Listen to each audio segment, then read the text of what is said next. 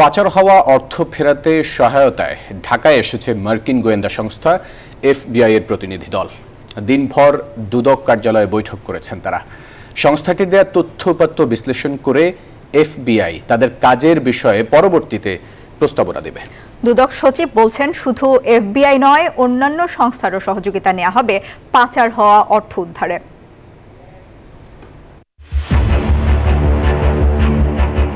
বিগত 15 বছরে অন্তত 18 লাখ কোটি টাকা পাচার করেছে সরকারি আস্থাভাজন বিভিন্ন ব্যক্তি ও প্রতিষ্ঠান। তাদের ধরতে ও অর্থ উদ্ধারে অন্তর্বর্তীকালীন সরকার যৌথ টাস্কফোর্স গঠনের উদ্যোগ নিয়েছে। ফর্মালি টাস্কফোর্স একটা হবে টাকা ফিরে আনার জন্য, আর বাকি ব্যাংকিং সেক্টর একটা টাস্কফোর্স করবে। এমন প্রেক্ষাপটে দুদকের সাথে বৈঠকে বসে এফবিআই লিগ্যাল অ্যাটাচে রবার্ট ক্যামেরনের নেতৃত্বে একটি প্রতিনিধি দল। সভায় মানি লন্ডারিং রোধে করণীয়, কারিগরি সহায়তা ও অন্তর্বর্তীকালীন সরকারের টাকা ফেরাতে টাস্কফোর্সকে কিভাবে এফবিআই পাশে পাবে সে বিষয়ে আলোচনা হয়। যদিও এ নিয়ে কথা বলতে রাজি হয়নি এফবিআইয়ের প্রতিনিধি দল।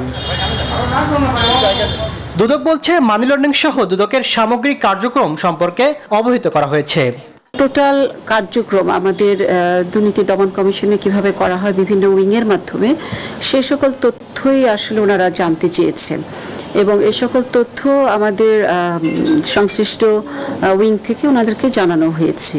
কোনো সহযোগিতার প্রয়োজন হয় তাদের থেকে নেয়া, সেটার ক্ষেত্রে মানে আমাদেরকে কিছু এক্সপ্লোর করার কথা বলা হয়েছে। পাচার হওয়া অর্থ ফেরাতে দেশে বিদেশে বিভিন্ন সংস্থার সহযোগিতায় কাজ করতে চায় দুদক। মানি লন্ডারিং এর ইস্যুটা তো আসলে দুর্নীতি দমন কমিশনের নতুন ইস্যু নয়, অ্যাকচুয়ালি সবসময়ই হচ্ছে।